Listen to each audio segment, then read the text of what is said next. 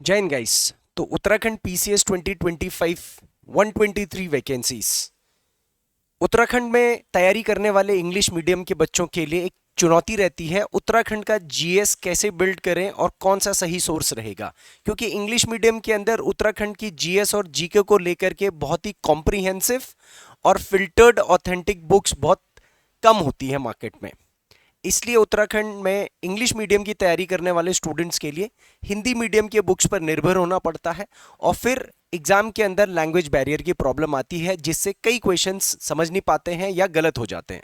तो उसी कॉन्टेक्स्ट में लेकर के आधार आईएएस एकेडमी देहरादून लेकर के आया है उत्तराखंड जीएस जीके का एक कॉम्प्रिहेंसिव इंग्लिश मीडियम बैच, जिसमें न केवल आपको इंग्लिश मीडियम में उत्तराखंड की पूरी एग्जाम ओरिएंटेड जनरल स्टडीज को पढ़ाया जाएगा, बल्कि उसके साथ साथ आपको बहुत ही फिल्टर्ड और ऑथेंटिक नोट्स भी प्रोवाइड किए जाएंगे।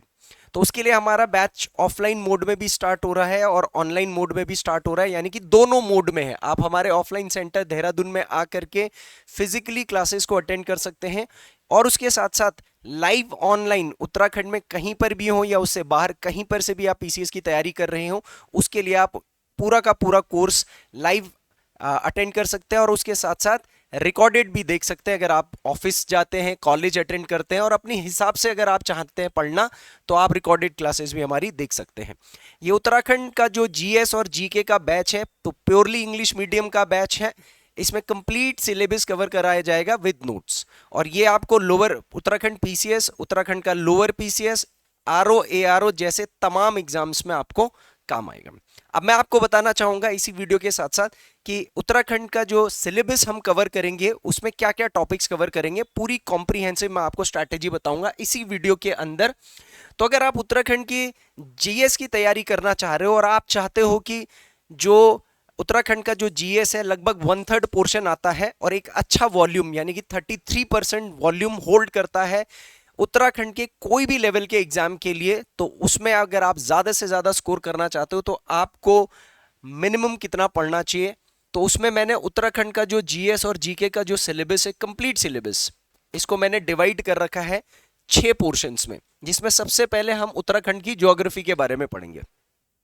जनरली मैं सजेस्ट नहीं करता बच्चों को कि आप सीधा उत्तराखंड की हिस्ट्री से पढ़ें। हिस्ट्री बहुत वास्ट है और उसमें से निकलता बहुत कम है, तो खोदा पहाड़ निकली चुहिया। तो हिस्ट्री को कवर करना है, लेकिन मैं सजेस्ट करूंगा कि सबसे पहले आप उत्तराखंड ज्योग्राफी पढ़ें। तो हम अपने अपने कोर्स में पहले तो उत्तराखंड का एक बेसिक इंट्रोडक्शन पढ़ाएंगे, जो मैंने इसमें नहीं लिखा हुआ है, तो उत्तराखंड से रिलेटेड कुछ फैक्चुअल इंट्रोडक्शन।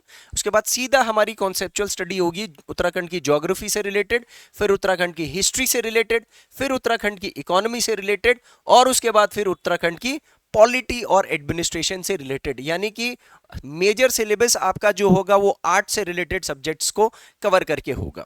इसी के अंदर आपका लगभग 70% सिलेबस इंक्लूड होता है, और अगर आपका ये वाला पोर्शन बहुत स्ट्रांग है तो बाकी मिसलिनियस तो वैसे भी अचीव हो जाएगा। उसके बाद उत्तराखंड का टूरिज्म, उत्तराखंड का आर्ट एंड कल्चर। तो अगर आपका हिस्ट्री स्ट्रांग है तो आर्ट एंड कल्चर भी इजीली हो जाएगा। और लास्ट में हमको उत्तराखंड से रिलेटेड करंट अफेयर्स को बिल्ड करना पड़ता है, क्योंकि अच्छे खासे क्वेश्चंस करंट अफेयर से भी पूछे जाते हैं। और उसके साथ साथ कुछ स्टेट से रिलेटेड मिसलीनियस इंफॉर्मेशन, जो हम इनमें से किसी कैटेगरी में ना डाल करके उसको अलग से टॉपिक वाइज पढ़ें, तो उस पर ज़्यादा क्लैरिटी होती है, ज़्यादा ग्रास्प बनता है, कॉन्सेप्ट के साथ साथ फैक्ट्स बहुत आए जाते हैं। अब देखिए, उत्तराखंड में जब आप पीसीएस जैसे पेपर के लिए, आरओ एआरओ एनटी के पेपर के लिए तैयारी करेंगे, तो आपको पता है कि एक प्री एग्जाम होता है, एक मेंस एग्जाम होता है, फिर इंटरव्यू भी होता है किसी किसी में। तो प्री में तो ज्यादातर फैक्चुअल क्वेश्चन पूछे जाते हैं, लेकिन मेंस है स्ट्रेटेजिक, तो जिसकी अगर कॉन्सेप्चुअल तैयारी नहीं होगी उत्तराखंड के कॉन्टेक्स्ट में भी मेंस में मार खा जाते हैं। इसलिए शुरू से ही अगर आप कॉन्सेप्ट के साथ साथ फैक्ट्स भी सारे क्लियर करें, अपडेटेड फैक्ट्स के साथ पेपर के अंदर जाएं, क्योंकि काफ़ी सारी बुक्स में हम लोग देखते हैं कि फैक्ट्स पुराने ही रिपीट कर देते हैं प्रिंट में, जहाँ पर करंट के साथ रिलेट करने में क्वेश्चंस गलत हो जाते हैं। तो हमारा जो ऑफलाइन सेंटर है ये देहरादून में नेहरू कॉलोनी में है, और आप इस कोर्स से रिलेटेड कोई भी डिटेल्स हमें इस नंबर पर व्हाट्सएप पर मैसेज करके भी पूछ सकते हैं, या इस पर कॉल करके भी पूछ सकते हैं अगर आपको कोई भी डाउट है ऑनलाइन, ऑफलाइन या किसी में भी।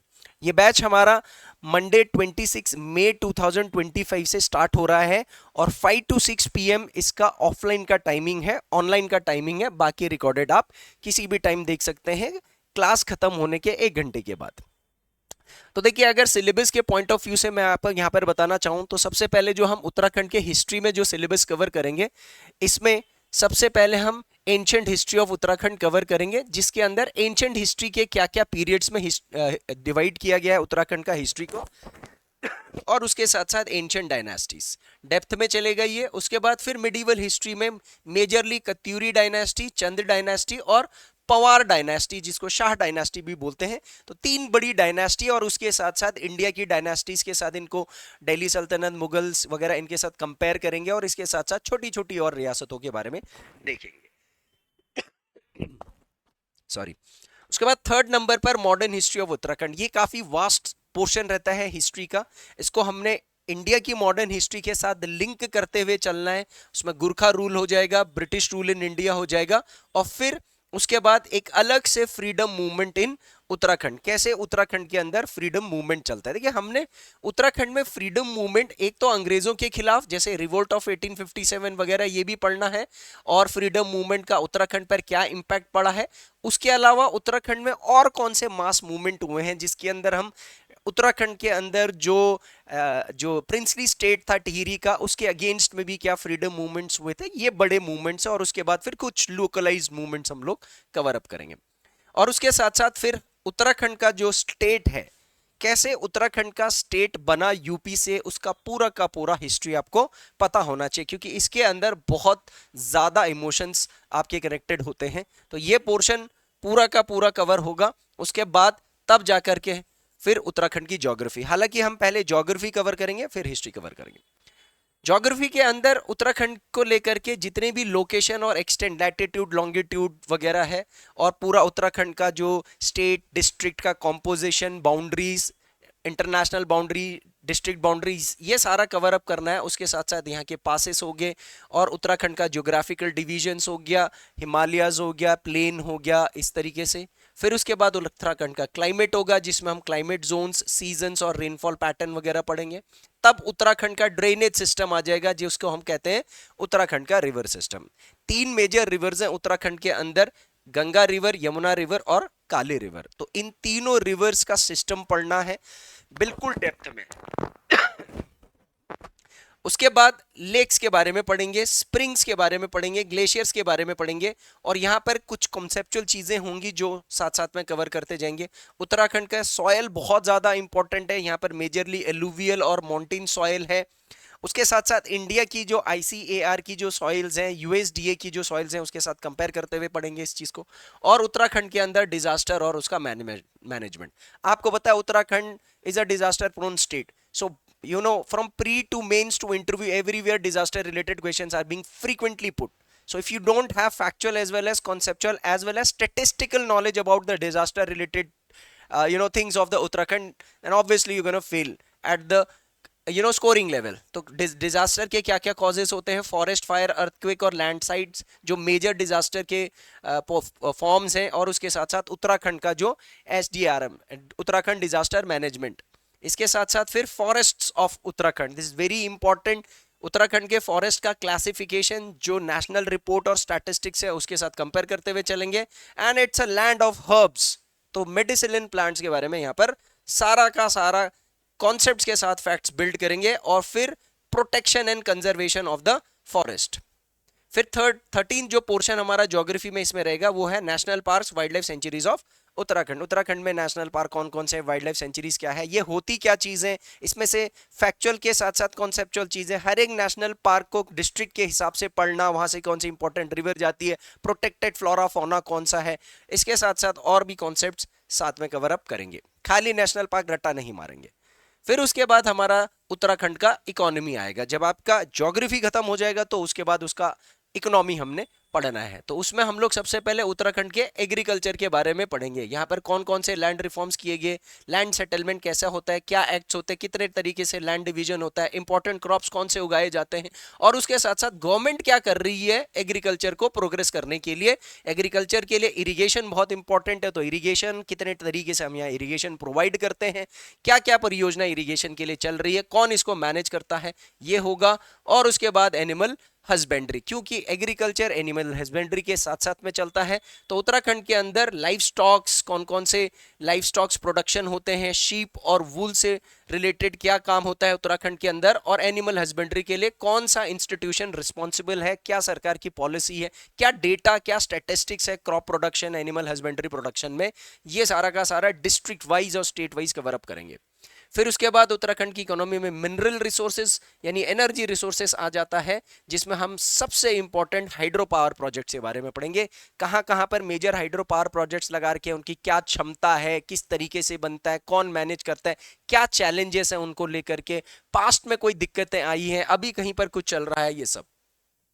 और ऐसे कौन कौन से इंस्टीट्यूशंस हैं जो उत्तराखंड में इलेक्ट्रिसिटी जनरेशन को लेकर के रिस्पॉन्सिबल होते हैं। और फिर उसके बाद हम उत्तराखंड के ज्योग्राफी में उत्तराखंड का रिन्यूएबल एनर्जी, जिसके लिए एक यूरेडा डिपार्टमेंट बना हुआ है, इसकी क्या प्रोग्रेस है वो चेकआउट करेंगे। उत्तराखंड के अंदर renewable energy, solar, wind, geothermal, इसके लिए क्या काम हो रहा है, कहां कहां पे प्रोजेक्ट चल रहे हैं, वो सारा पढ़ेंगे। फिर mineral resources of the Uttarakhand. You know that Uttarakhand is a geographically very fragile state with respect to the location on the Himalayas and zone 5 of the earthquake, तो इसलिए मिनरल्स को लेकर के बहुत यहाँ सेंसिटिविटी होती है और बहुत ज्यादा एक करप्शन का एरिया भी होता है। तो मिनरल्स कौन कौन से हैं, उसके लिए स्टेट माइनिंग पॉलिसी 2001 की पढ़ेंगे और उसमें अभी तक क्या क्या चेंजेस किए हैं सारा का सारा देखेंगे।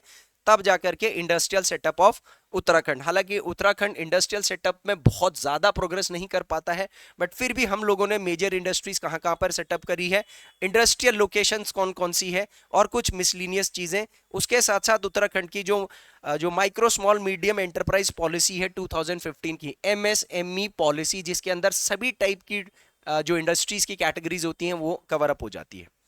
तब उसके बाद फिर हम ट्रांसपोर्ट सिस्टम पढ़ेंगे उत्तराखंड का, जिसके अंदर road networks, national highways, railways और वाटरवेज के बारे में हम लोग यहां पर पढ़ेंगे। और फिर लास्ट में हमारा जो उत्तराखंड का इकोनॉमिक्स होगा, इसमें हम कम्युनिकेशन का क्या सिस्टम है उत्तराखंड के अंदर, जिसके अंदर प्रिंट मीडिया के बारे में पढ़ेंगे हम लोग, साथ साथ में इलेक्ट्रॉनिक मीडिया के बारे में पढ़ेंगे, फिल्म इंडस्ट्री के बारे में हम पढ़ेंगे, यहाँ पर हमारा जो सॉन्ग इंडस्ट्री है इसके बारे में हम पढ़ेंगे, उनसे रिलेटेड पर्सनालिटीज पढ़ेंगे, और कुछ अच्छी जो कल्चरल चीज़ें इस सेक्टर में हुई हैं वो सब कवर अप करते हुए चलेंगे। और उसके बाद जाकर के जब हमारा इकोनॉमी खत्म हो जाएगा, तब हम उत्तराखंड का पॉलिटिकल एडमिनिस्ट्रेशन पढ़ेंगे। उत्तराखंड का political administration state, mandals, districts, tehsils, उप सब तहसील्स, ब्लॉक्स, विलेजेस में कैसे डिवाइडेड है वो सारा स्ट्रक्चर पढ़ेंगे, यानी एडमिनिस्ट्रेटिव सेटअप पढ़ा जाएगा। उसके बाद पूरा स्टेट का एडमिनिस्ट्रेशन, पूरा एडमिनिस्ट्रेटिव स्ट्रक्चर, उत्तराखंड का जो राजभवन है गवर्नर से रिलेटेड, और उसके बाद पुलिस एडमिनिस्ट्रेटिव सिस्टम, पटवारी एडमिनिस्ट्रेटिव सिस्टम और जुडिशियल एडमिनिस्ट्रेटिव, जिसमें हाई कोर्ट्स और सबऑर्डिनेट कोर्ट्स और अलग अलग तरीके के और जो उत्तराखंड के अंदर टारगेटेड कोर्ट्स बनाए जाते हैं, जैसे लोक अदालत हो गया, फैमिली अदालत हो गए, जुवेनाइल कोर्ट्स हो गए, कंज्यूमर कोर्ट्स हो गए, ऐसे तमाम तरीके के कोर्ट्स के बारे में मैं आपको सब यहाँ पर कॉन्सेप्ट के साथ पढ़ाऊंगा। और फिर आ जाएगा हमारा जो सबसे फेवरेट पोर्शन होता है उत्तराखंड में, वो है उत्तराखंड का टूरिज्म और उत्तराखंड का art and culture. Art and culture यानी उत्तराखंड की संस्कृति के लिए हम दिन रात रो रहे हैं कि बचाओ बचाओ बचाओ, पर कैसे बचाएं, हो क्या रहा है, दिक्कत क्या है हमारा संस्कृति, art and culture, will try to study it in depth. और उसके साथ साथ उत्तराखंड की सबसे बड़ी जो इकोनॉमिक जो बूस्ट है वो उसके टूरिज्म सेक्टर से मिलती है, तो टूरिज्म सेक्टर से रिलेटेड सारी चीजें पढ़ेंगे।